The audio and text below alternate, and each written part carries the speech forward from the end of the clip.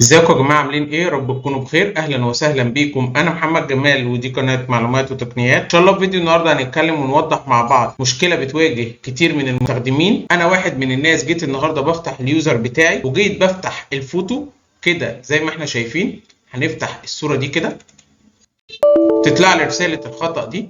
لو جينا فتحنا صوره تانية هنلاقي نفس الرساله. حل المشكله دي ايه؟ طيب هنيجي بكل بساطه نضغط على ستارت، كليك شمال، وهنيجي نقف على سيتنجز الاعدادات ونضغط عليها كليك شمال، وهنيجي نقف على ابس البرامج ونضغط عليها كليك شمال كده، وهنيجي عند السيرش ونقف كده كليك شمال ونكتب فوتو BHO هتظهر لنا اهي فوتوز، ونيجي نقف عليها كليك شمال ونيجي نختار منها ادفانسد اوبشنز كليك شمال، وننزل كده بالسكرول ونيجي نضغط على ريبير اصلاح.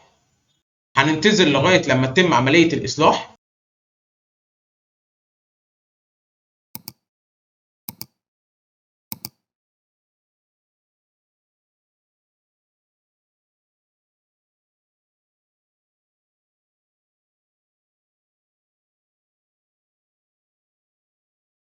هنا بيقول لي انتهت عملية الإصلاح. هنروح دلوقتي ننزل الصفحة ونروح نفتح الفوتو بتاعتنا الصورة.